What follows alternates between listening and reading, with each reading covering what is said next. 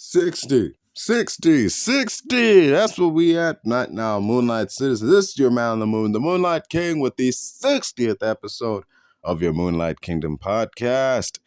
This time I am, if I had it my way, I would have the unbroly trinity here, and we'd be discussing something superhero or, film or gaming related, but unfortunately life doesn't always go as planned, and, I done a ton of podcasts in the lead up to this, and we had to take them out piecemeal style, and that's what led up to the last five, maybe four. I think the last five episodes featuring this, great associate of mine, Demi, met on TikTok.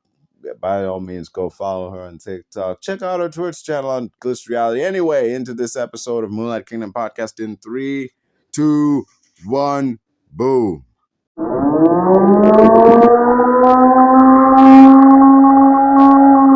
I was reading this article from NBC, something about going on in Texas and this bill. I don't know if you've heard of it. The one that wants to criminalize being trans? Yeah. Yeah, I wanted to ask about that. So, what's going on with that? Is that, I heard people was talking about it and it was being suggested, but is that an actual thing? Yes, it is a bill that has been introduced in the Texas State House, yeah. So it's an active bill now, it's been put into law, if you get pulled over... It's been introduced. So, has to go through legislature. They may not even get to it this session, but it's like a warning sign coming. Of things to come. Oh. Yeah. So, whether it will actually end up being addressed during the session, we don't know. It's pretty far down the docket. But Texas and Florida typically are the kind of proving grounds for these types of things. And so if we see something introduced now, could be another year, but we'll see more states introduce similar bills, so it's just something to keep an eye on. Like with that Don't Say Gay bill in Florida. Right. Yeah. Started in one state and then they just kept basically doing carbon copies in other states. So it just copied the exact same bill and started exacting it elsewhere. Pretty much, yeah. So the bill is coming. The Texas bill. You said it's been introduced, so it's definitely coming. We just don't know when. Yeah, so it might be another year before we actually see it voted on in any state, right? But as for now, like I said, it's pretty far down the docket, and so most people are expecting that it won't get to the floor. That it might make it to committee this year, but we'll see. If it doesn't, then they'll just reintroduce it. That's what they've been doing, every year, introducing more and more bills, anti-trans bills. So they 3 years ago, or 4 years ago, it was 300 bills, and then the next year it was 500 bills, and then the next year it was 600 bills, and now this year it's been at least 700 bills that have been introduced. Right? And out of that number of bills that get introduced nationwide, a few dozen of them will get passed, right? Bobby Jimerson. And each year, it's a few more because they introduce more, right? And more of them end up getting to the floor and getting voted on. And and then, some of those have been challenged in courts, but many of them have made it through, bills banning, healthcare for trans youth, banning the ability for people to change their identifying markers on driver's licenses, things like that. Try to make it illegal for trans people to get healthcare. Yep. So it's just chipping away little by little at our ability to have a public life. There was this incident of it with this actress named Hunter Schafer at an airport. Yep. Because you know about it. Yeah. All right. So yeah, she lost her passport, and then when she went to get it replaced, they changed her gender marker from female to male. Yeah, that was kind of like an isolated thing in that moment, but it was kind of a precursor for what would come because Well, that's not isolated. She just happens to be a famous trans person that yeah, it happened to. But I had already seen several posts of trans people who had put in passport renewal applications before the election, and then they got them back in January or February with their markers changed. yeah, that I can understand how that would happen. A similar thing did happen to like my family. Was before the election took place, we needed something from insurance, but then after the election happened, everything changed, and it was like, what's going on? Why is nothing going through? It was like, well, the people in charge of this have changed, the way they're running things have changed, so now it's like, Yeah. yeah, it's a total Right, thing. yeah, when companies started like removing DEI programs, Yeah. that changed a lot of things for a lot of people.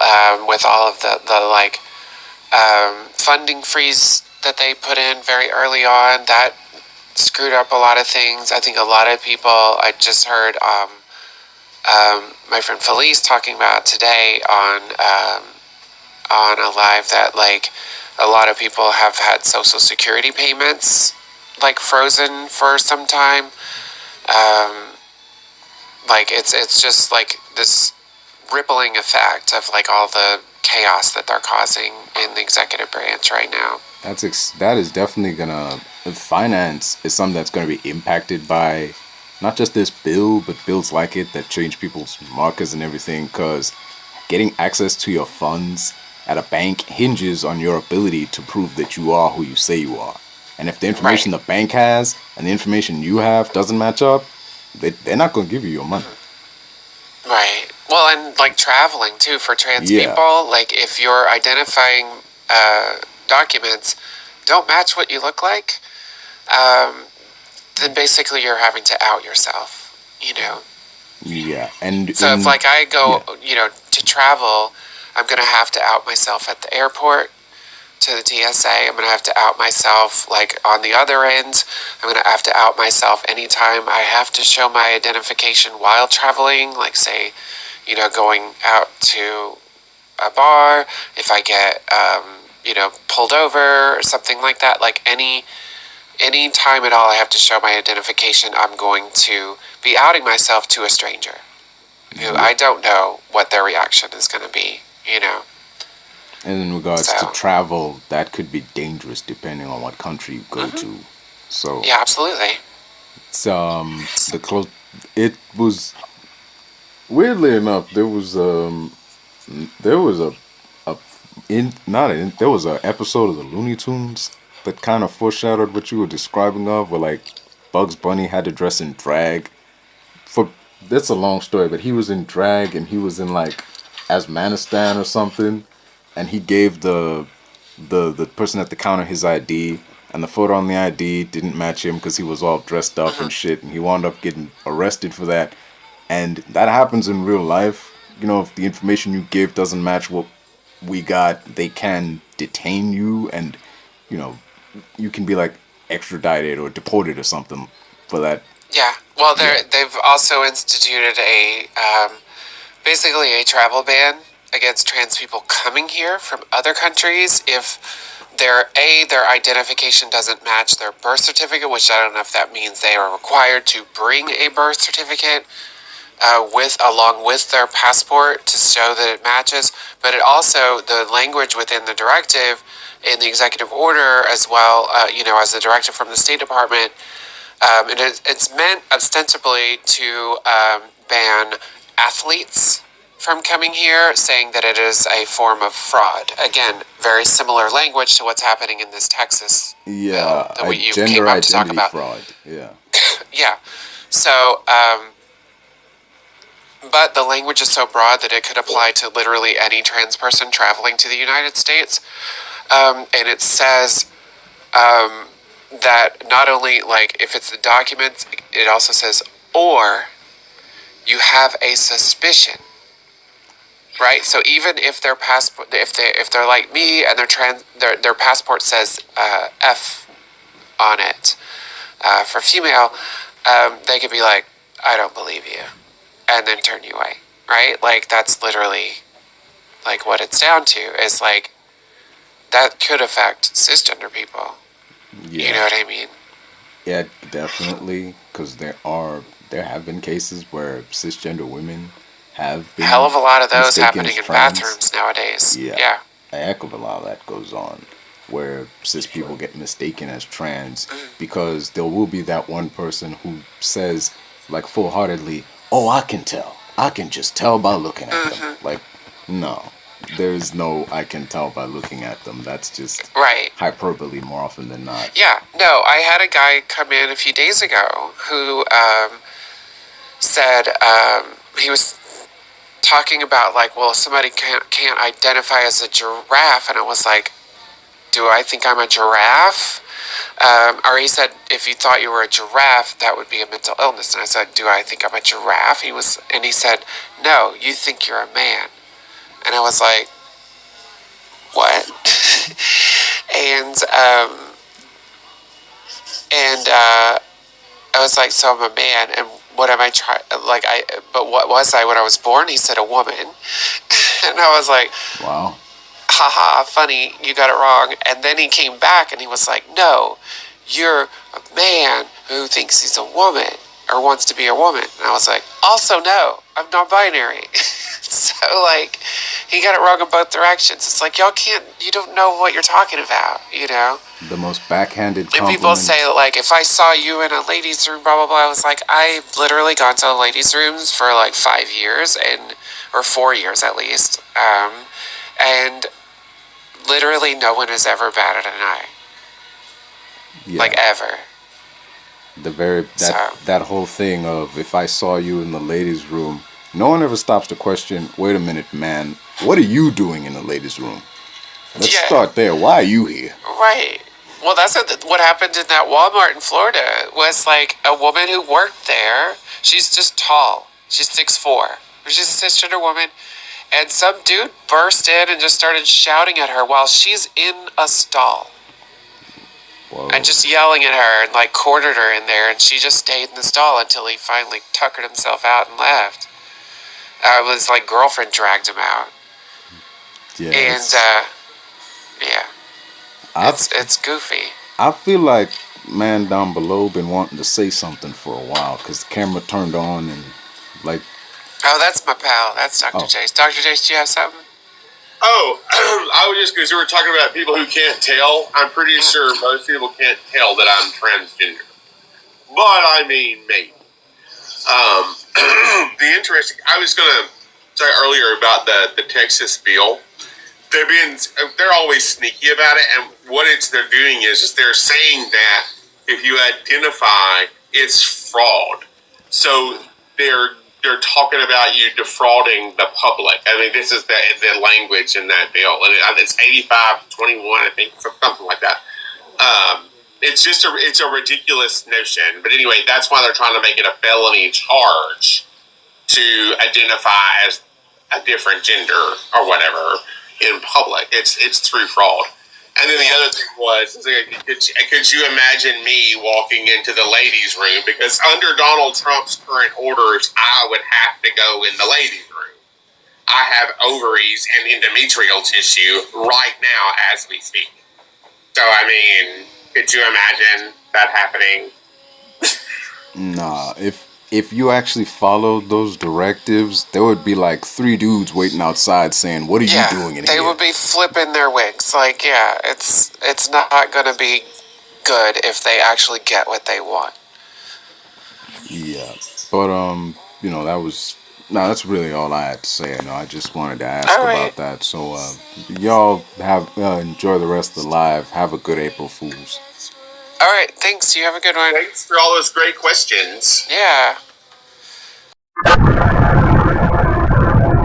Before I get to like the meat of the matter in terms of the topic, I do have a question. There was this dude.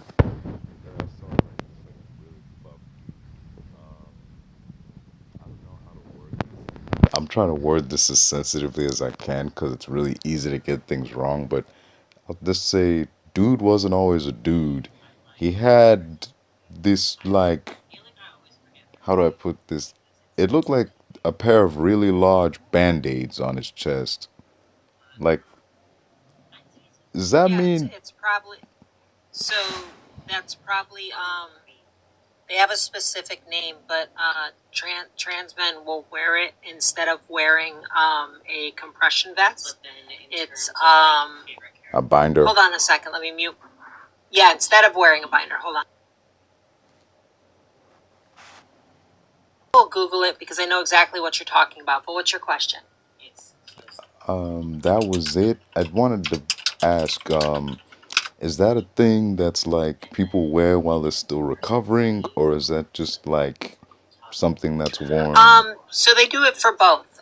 There are trans men that have smaller chest areas, and through just wearing the tape, basically they pull them out in, I think it's out and up or out and straight out to the side. And then they lay the tape across it, and it gives a very flat appearance. There's also medical tape that helps with scar recovery for after the surgery. So it could be any one of these. And without seeing the image for myself, or seeing the individual for myself, I probably wouldn't know which one it is. But the tape that I'm guessing it is literally just called trans tape. It's a medical adhesive tape that pulls everything to the side so they don't have to wear the binder, gives the flat chest appearance, without the lack of breathing from wearing a binder too long. Yeah, I've heard about that. I saw this YouTuber was talking about how they can't work out, they can't go to the gym when they have that binder on because it makes it very difficult to. Yeah, it can be very dangerous, and this is a huge shout out to the trans men out there. If there's any in here and you're still binding, please don't wear your binder for more than 4 or 6 hours at most. And don't go down going down double sizes. You can cause damage to your ribs, you can cause damage to your breathing. It can be very dangerous. So if you are using a binder, please do so safely. That has been known to happen with I think it's called a corset, like when they would tie it way too tight. Very similar effects to what happened with corsets. Is wearing them too tightly caused a form of asphyxiation. Not only that, but there was this one actress who had to wear a corset for a film role, and like, movies take months to film, and apparently the wearing that corset as tight as she did for all those months drastically affected her breathing and actually like messed with her ribs a bit. That kind of thing happened with binders too. So typically the rib thing won't happen unless you're doing what I was talking about, which is double sizing down. Because basically they want the flattest appearance possible, so they size it down so it gives more compression. That's the only time I've ever heard of damage to the ribs, and that is also wearing it for a prolonged period of time. The recommendation is to go through specific companies that what would be the word for it? Specialize. They specialize in making binders for trans men, and they will give you a sizing chart based off of both your chest size and your breast size. So in that way, it's kind of like buying a bra. Basically, it's the difference between getting a cheapo corset at Walmart or wherever, picking up a cheapo one just because it's a corset, and getting one that's more tailored to you, like going to a Ren fair or getting like a custom corset. Getting a binder from a specialized company is going to be, as long as you're following the sizing guidelines, is going to be far safer because they're actually tested for a prolonged period of wear. Okay. Well, that's informative. I mean, that answers that. It's just. I was going to say, you have someone in the comments, Jake. I was very unsafe with binders before surgery, 8 to 12 hours. And the problem is I can say it till I'm blue in the face to be safe with a binder, but that is for that individual to deal with, and I want individuals to be safe if they're binding.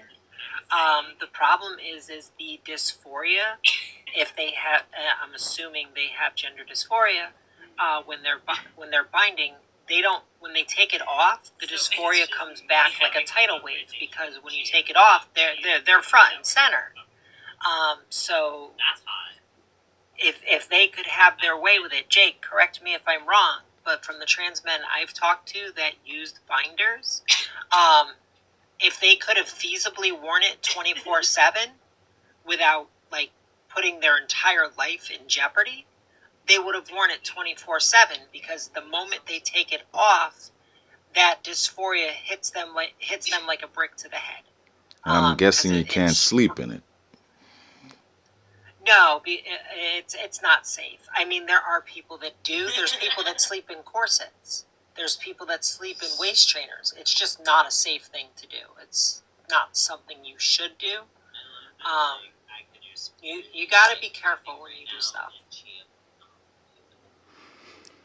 Right, because such things can, for long periods of time, tend to affect somebody's breathing and, quality of life. For not to over dramatize things, but yeah. Well, what the biggest problem that comes down is a lot of people don't understand gender affirming care. They're trying to ban gender affirming care, and they're going to cause a lot of harm. And they don't care specifically to trans people, and they think this is only going to affect trans women. Like, they don't even put trans men on their radar half the time. Look at the entire issue that's going on in the UK right now, where they just revised their ruling. Definition of the word woman. Yeah, the definition of the word woman. And trans men will use women's bathrooms. And holy shit, we did it! 50K likes. You all are so fucking amazing. Thank you. Thank you for tapping your little fingers off. Please give them a rest. Stop tapping the screen. Take a break. So they just went. She is listening. They just went through a thing where what just trans women will use the men's restroom. Trans men will use the women's restroom. Except in some circumstances, if you pass too well, then a trans woman can't go into the men's restroom either, and a trans man can't go into the women's restroom, because they'll cause a level of quote unquote uncomfortability. So where the fuck are they going pee? It creates more problems than it allegedly solves. The entire thing creates more problems because they catered to a bunch of individuals that just hate trans people. It was never about safety. So people who pass now have nowhere to go. Yeah, if you pass too well, by law you can't go into the bathroom of your gender identity, but because you pass so well, you also can't go into the bathroom of your born sex. That's literally what they're fucking doing. And it's atrocious. They want to remove gender-affirming healthcare, but when we know, and I don't want to speak for trans men out there, so I'll speak for myself, and it does relate to some trans women, that gender dysphoria, if you have it, can literally shut down your life, and that is a reason why someone like a trans man would bind for unsafe periods of time, because they feel it's safer to their mental well-being. They rather damage their physical than their complete psyche of having to see the parts that are giving them complete gender dysphoria. I went through so many periods where showering was near fucking impossible for me, and I had to stare at the ceiling because if I looked down, I was going to see something that shouldn't fucking be there.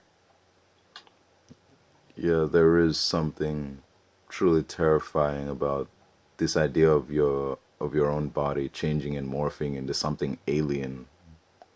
Well, alien to you anyways. That's... Yeah, I mean, I was born intersex, so my body's alien in some way, shape, or form or not. I'm a little bit male and a little bit female.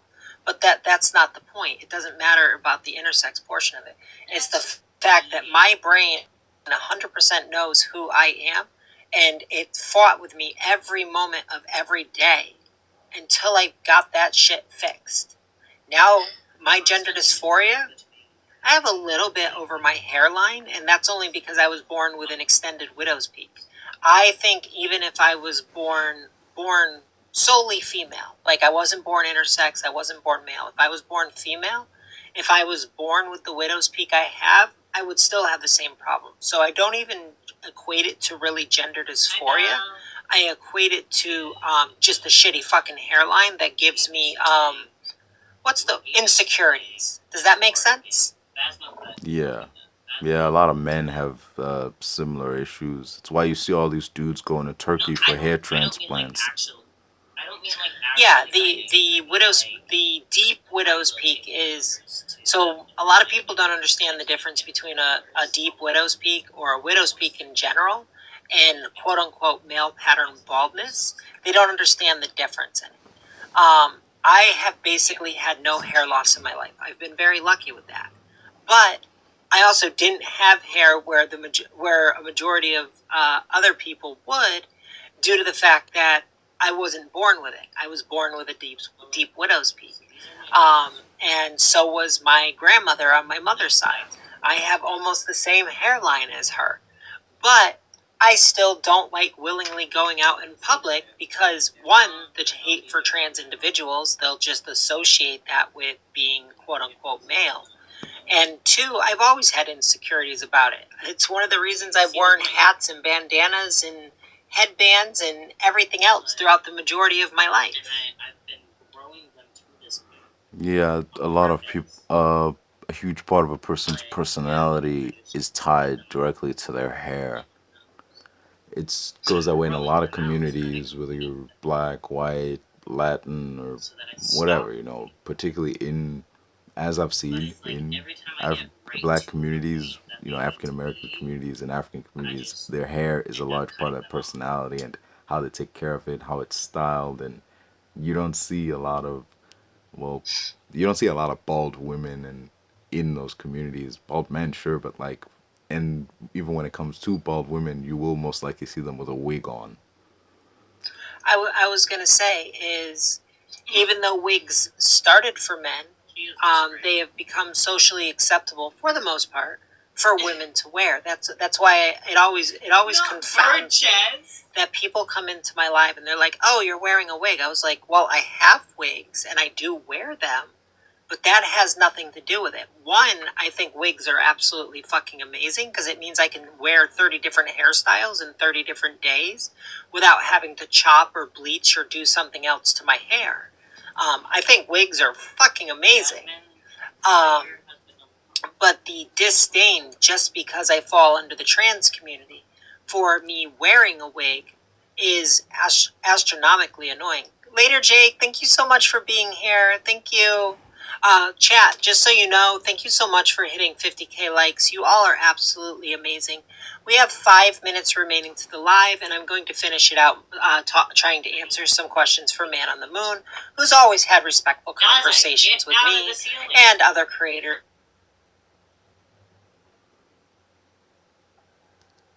that I know. If you want to send last minute gifts, now would be the time to do so. Otherwise, feel free to chill, hang out, and you got 5 minutes with me left.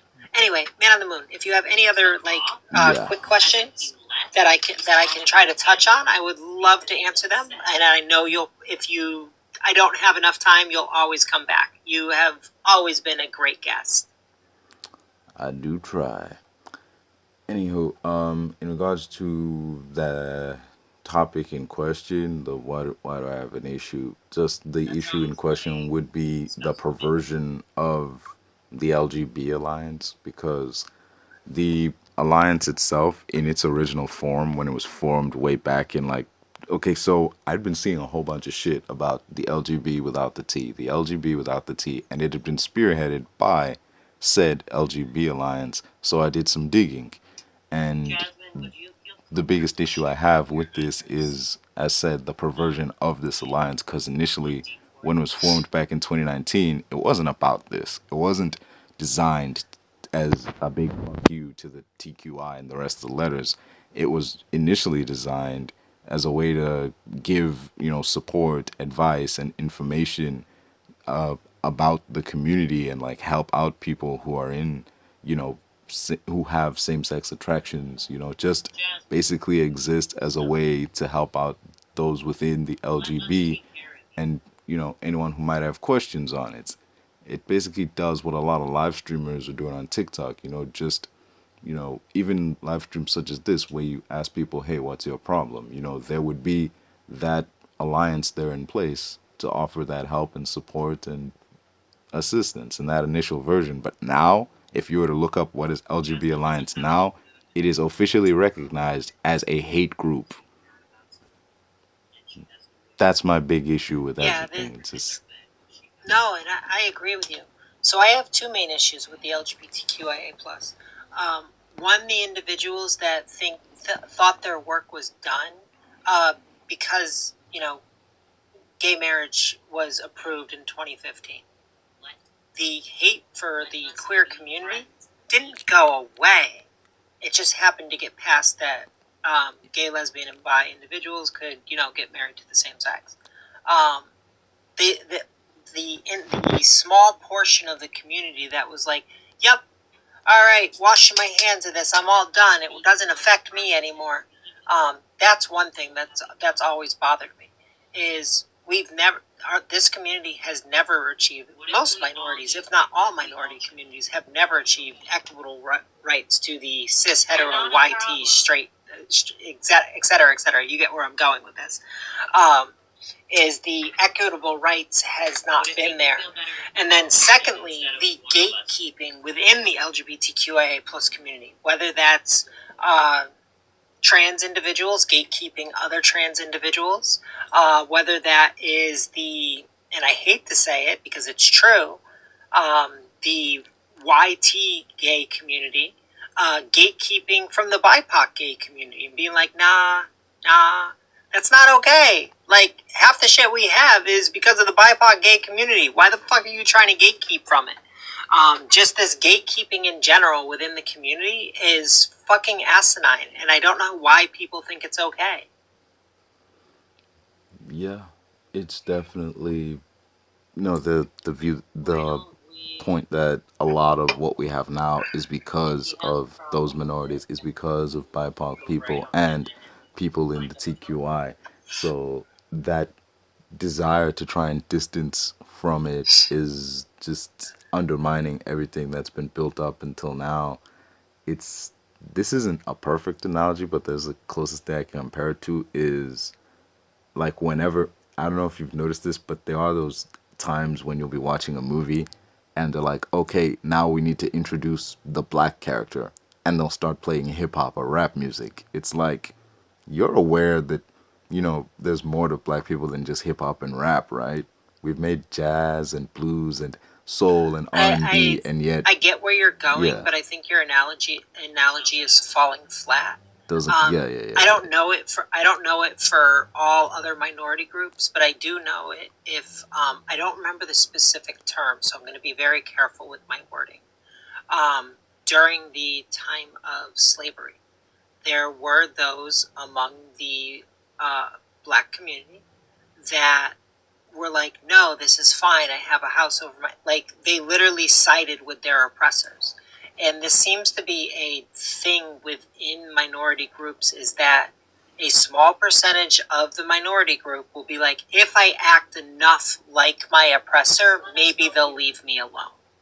And they'll leave you alone until they get what they want, and then they'll come for you too. And I don't know why people can't just learn from history and see this is always going to be the case. You can never appease your oppressor to the point that they'll ever accept you. They will accept you to use you, and that is it. Oh yeah. The moment you stop being useful, you're gone. The moment you stop being useful, you're the next on that proverbial chopping block. All right. With that, Man on the Moon, that is going to be the end of my live. So I appreciate the conversation, and I urge you to come back anytime. Okay. Y'all have a good day now, and know as always, we are who we are. No point arguing with ourselves or anyone else about it. That's not okay. All right, Man on the Moon, have a great one. Oh yeah. I never understood why people do that. Like, what's weird is that people who dance do like 5, 6, 7, 8, but like no one does 1, 2, 3 except people who march do 1, 2, 3, but people who dance do 5, 6, 7, 8. Like, that's odd. But anyway, Well, technically, depending on the type of dance you do, dancers will do 1 through 8. So, like your step pattern will be 1, 2, 3, 4, 5, 6, 7, 8, and it'll snap into 4 and 8. It's just rhythm based. I've never understood the testing of testing 1, 2, but dance is like 5, 6, 7, 8 is to just start it off. But when you're learning dance, you do a 1 to 8 count. It's either 1, 4 or 1, 8. yeah. I've only seen like I've just mainly seen people marching, do like the 1, 2, 3, 4, 1, 2, 3, 4. But outside of that, Okay, stop! like, You're giving me military flashbacks. Cut it out. that's what I'm saying. That's what I was, but yeah. Sorry, all I can hear in my head now is your left, your left, your left, right, left. I don't know why. I saw this movie. It was with Clint Eastwood, and I don't know what happened to his voice, but he was raspier than usual. So just imagine Clint Eastwood as a drill sergeant, a job that involves you being loud, and you just hear your left, left, left, right, left. It's like, did he say Wait a minute, something? I thought that was a prerequisite to be a drill sergeant. All of my drill sergeants talked like that. Really? Wow.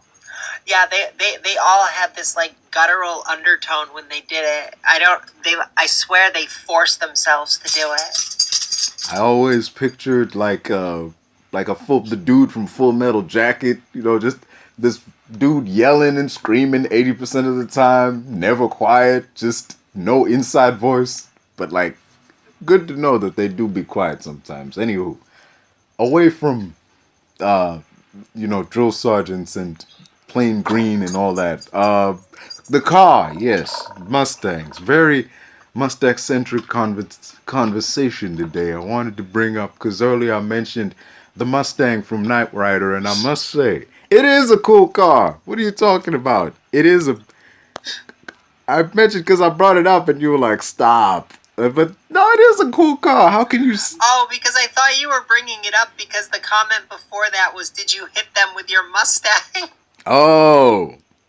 I mean, it might have. I mean, the driver of Knightrider does get pretty crazy behind the wheel. It might have.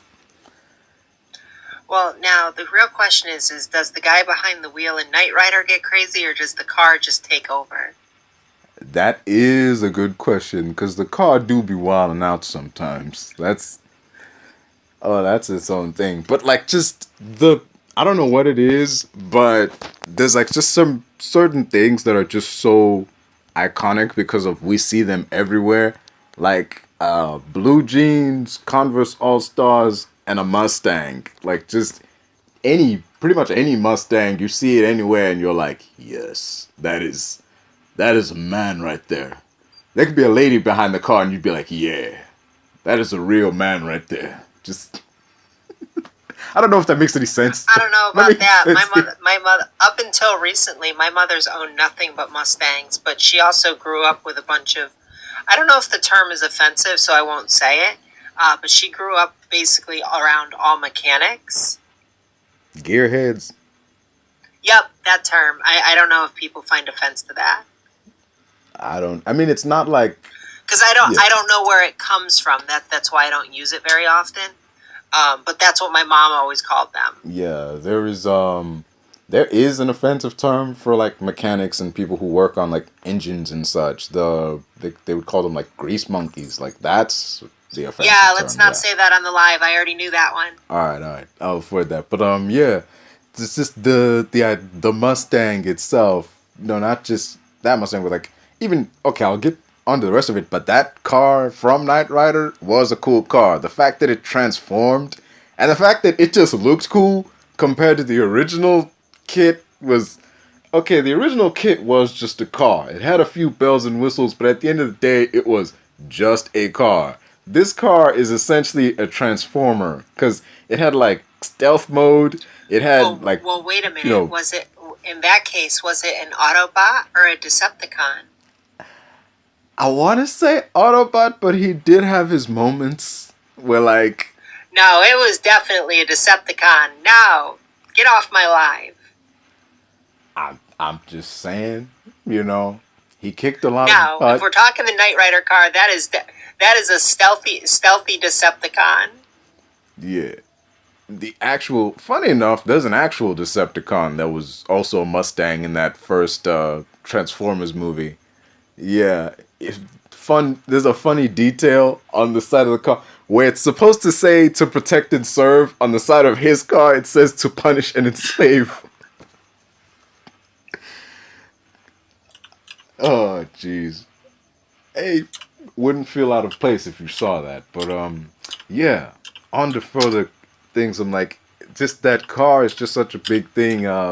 It's an iconic vehicle. It's an iconic brand of car. It's been that way for a long ass time, whether it was like the GT40 or the Cobra or, damn, so many fucking cars to choose from. It's like, they've appeared in film, TV, ads, comic books. I mean, that's a big, whether it was Gone in 60 Seconds or Ford v Ferrari or shit, they're everywhere. That's funny. Sorry, I went and looked it up.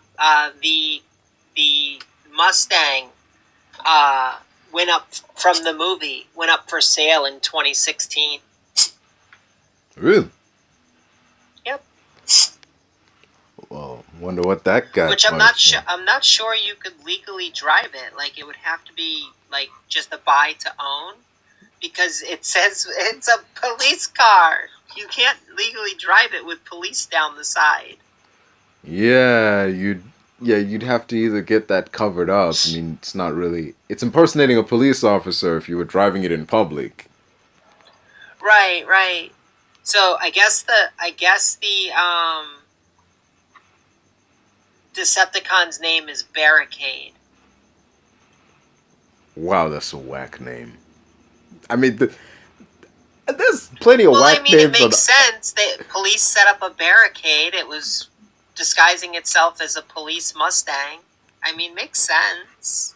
But when you got badass names like Shockwave and like Nitro Zeus, how are you gonna have a dude somewhere called Barricade? Nobody's named Nitro Zeus, but yes, I get it. You have Shockwave, you have Starscream, you have Megatron, and then you have Barricade. A wall, like just okay, cool. Like, imagine yelling that in the heat of barricade, like in the heat of battle. Just be like, Barricade, I need backup. Imagine the Autobots like, Barricade. The heck kind of name is Barricade? And like the Autobot names are cooler than that. Like, you got what's his name? Not Wheeljack. What? There's nobody named Wheeljack. Like, damn, I am so blanking here. There's Optimus Prime, Bumblebee, and I think his name is Rockhound. I don't know. I was gonna say, you named the only two that I know. I only know Optimus Prime and Bumblebee. Yeah. To be honest, I was never a big Transformers fan. But I did like the Dino Transformers. Yeah. That was like the only thing I watched was when I saw the dinosaurs. But I'm obsessed with dinosaurs, so. Yeah, Grimlock in them. They were a fantastic addition. But yeah, it just raises questions, because if there are Autobots that look like dinosaurs, does that mean way back in like the Cretaceous period, in that were they just Transformers casually just roaming around disguised as T-Rexes, and like, that makes no sense. But okay, that's cool enough as that is the answer. The answer is yes. All right, I'll take that. Oh man, the Transformers. So many beautiful memories. So many good cars. Like that one guy Drift in the movie, the Michael Bay movie. He was a Bugatti in the fourth movie, but in the fifth one he was a Mercedes. Because weirdly enough, Bugatti, even though they allowed it in the fourth movie, they wouldn't allow him to come back in the fifth movie for the same amount of money. The car company actually wanted more money to have their car featured, so the decision was made like, okay, he's a Mercedes now. Never mind that the character's Japanese, and yet he's a Italian car, and now a French car. Like, okay. Better than him being a Hyundai, Well, I guess. I was gonna say technically, with the the spark that they have, they can just take the form of anything close in size or something like that. I don't know. I don't know all the rules behind it. Like I said, not the biggest Transformers fan, and Yeah. honestly, I think I only watched the first two movies. Oh, so you remember those skids and mud flaps? Those two, what are these? Those two small cars with those. You saw the first two, so you definitely remember them. There were those two sidekick characters that were voiced by Tom Kenny. Oh, I don't know who they were. You're asking the wrong Oh. person those questions. The voice of SpongeBob. Never seen it. Oh, you never watched SpongeBob? How the? My husband yells at me for that daily. I'm not having you yell at me for it. Oh, hold up. How old are you that you have never seen? Like, there's no way. I am 29 with years of experience. I don't give my How age you- online. How the? Why would you? How? But like.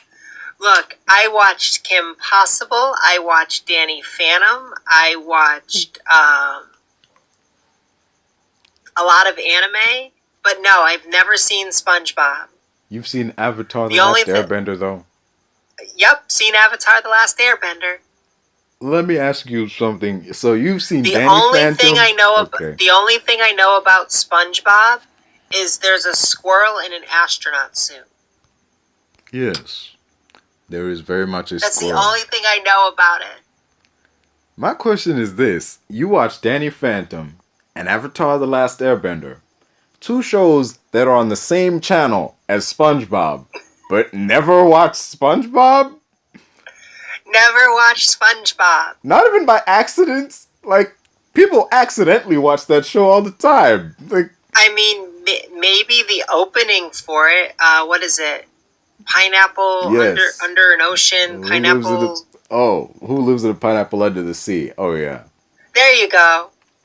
Fun Like- fact about that show: all the music on that show, all the ukulele tracks and all that shit was originally, before the show bought the rights to it, all that music was originally non-copyright music.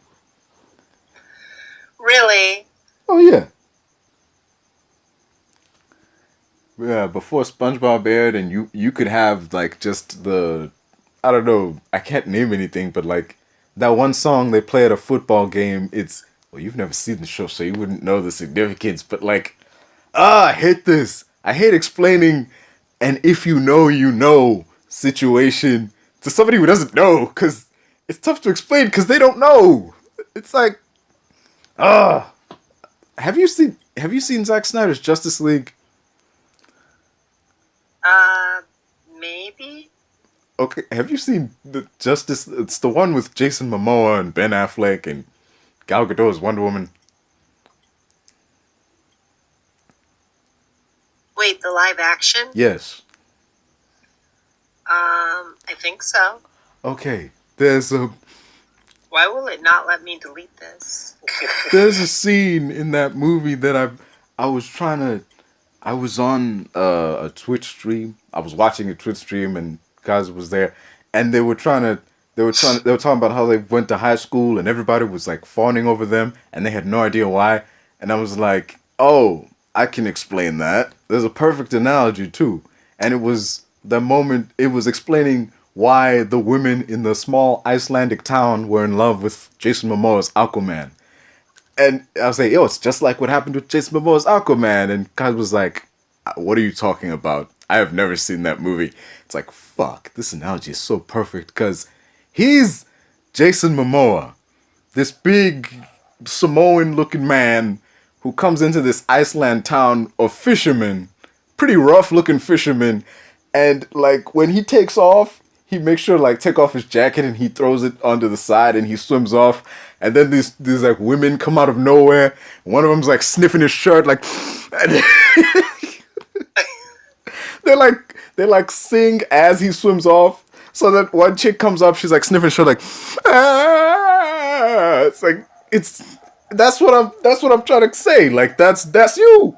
You know, like you were the Jason Momoa in high school. That's why everybody was fawning over you, because everyone in that high school is probably knows everybody else, and they're probably not interested. Otherwise, they'd have shacked up with them. And you coming in as this outsider in your, you know how guys look, so I'm not gonna bother explaining.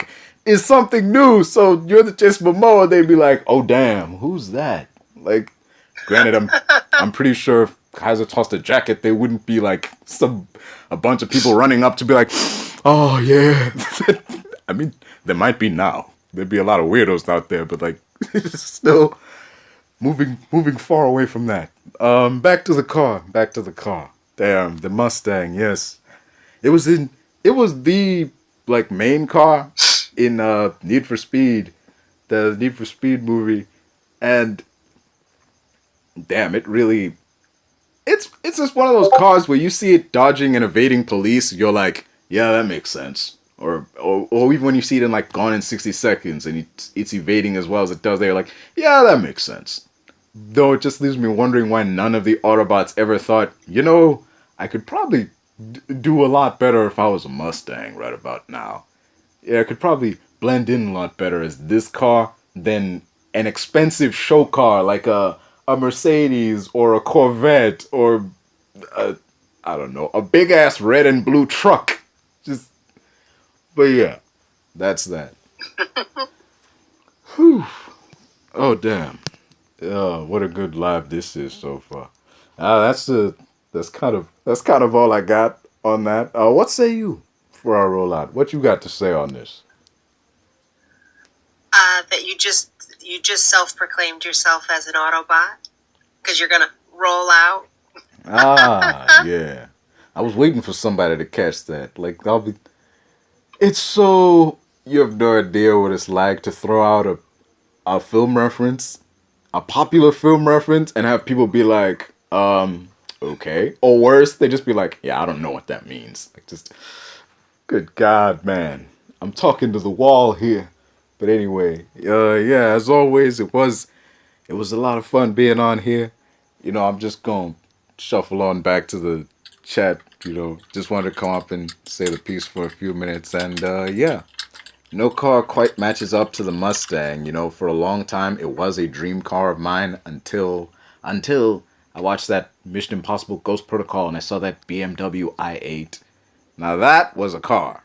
That was, So yeah. my obsession is Skylines, the 1972 Stingray, and I think it's a Z4. James Bond drove it in a couple of movies.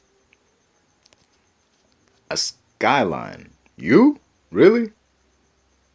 Oh, I love Skyline, but then again, I like to race and go drifting. Oh. So you watch Fast and Furious movies? I did it before that, but yes, I do like the Fast and the Furious movies. Yeah, man, because Brian drives that car in Too Fast, Too Furious, and it looked cool. You know, it's this silver car with like this blue streak on it, and it was amazing. Wrong year though. Yeah. It wasn't the one that I like. Mm. I think the one that I don't like the change to it, but I think it was the 98 Skyline is the one that I like. Yeah. But yeah. Alrighty. Well, unfortunately, I do need to end the live and get ready for my doctor's appointment because I have to get ready for it, and then it's an hour away from me. So. Oh yeah, no doubt. You have a good day now. End here. You too. Thank you for coming up. I appreciate it.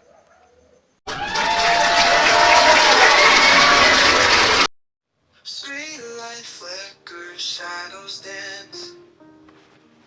Reel to reel spinning, lost in a trance. Neon nights where stories ignite. The 80s magic fills the sky bright. Blockbuster dreams on silver screens. Heroes and journeys wild in between. Tall tales told, bold colors that gleam. Fantasies built on an endless dream. Popcorn air, sunsets on the bay. Dial tones hum as the VHS plays. Tape rewind, frames stick in my brain. Freeze frame forever, old movies remain. Blockbuster dreams on silver screens. Heroes and journeys wild in between. Tall tales told, bold colors that gleam. Fantasies built on an endless dream. We run to adventures